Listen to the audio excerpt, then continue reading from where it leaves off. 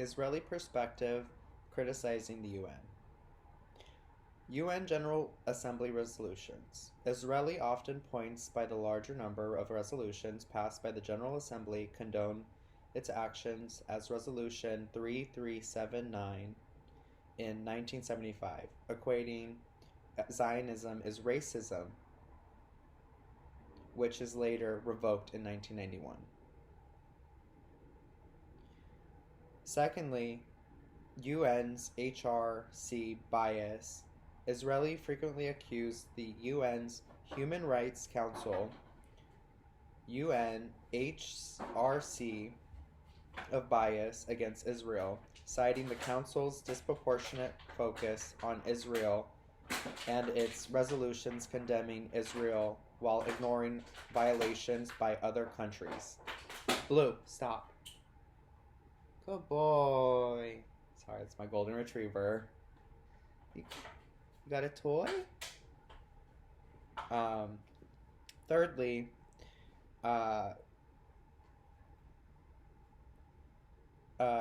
UNESCO's resolutions. Israel has criticized UNESCO's for passing resolutions that claim erase Jewish communities to holy sites in Israel, in Jerusalem. My bad. Such as Western Wall and the Temple Mount, focusing on solely on Muslim narrative. These incidents reflect on ongoing tensions between Israel and the UN, and with Israel asserting bias and disproportionately criticizing approach in the UN's towards perspectives and damaging to legitimacy and security. The UN, on the other hand, defends its actions as rooted in international law and mandates to address human rights and humanitarian concerns in the region. I focus mostly on most of my time in this region. I have put this on my resume. I've put this on my cover letter, personal statements, letters and recommendation.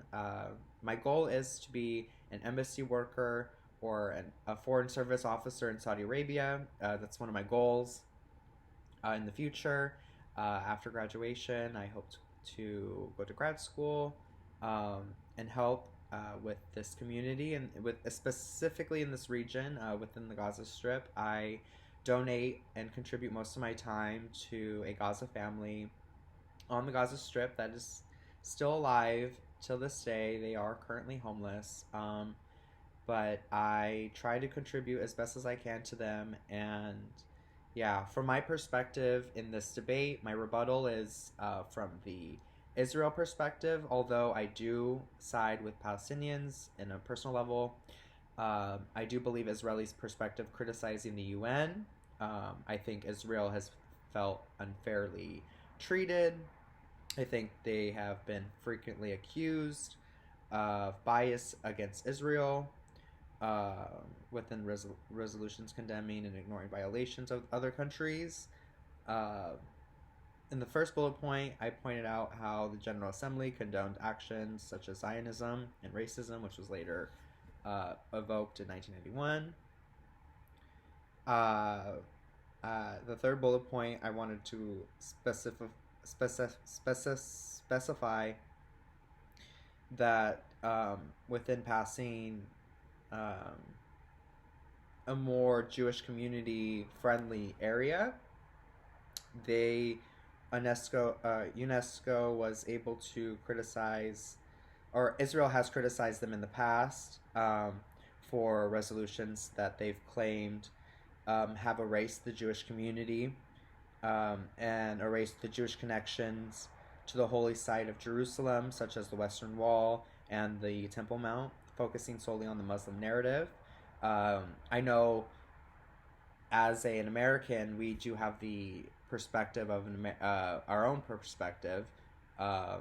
So for the Arab nations and the Arab Spring, we do tend to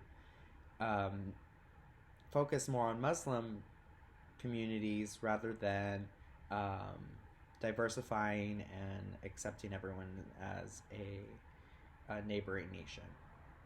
Furthermore, um, these incidents reflect ongoing tensions.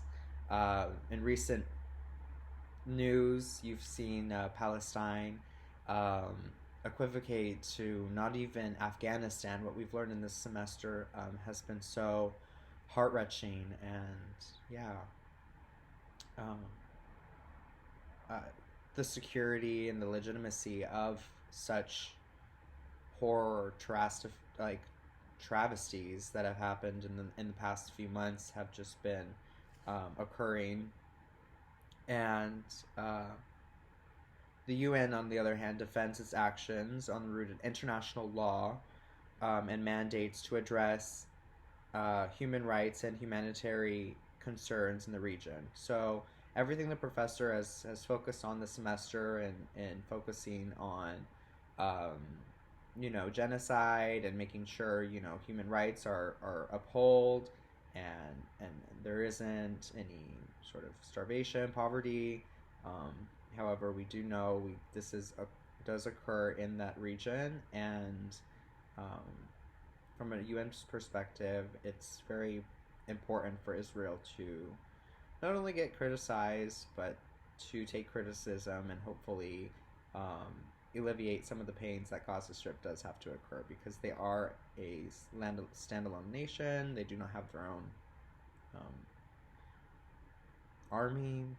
Uh, yeah, so uh, that was my rebuttal, and thank you so much, Professor, for the great semester, and hopefully I can hear back from you soon. Thank you so much, and have a good day.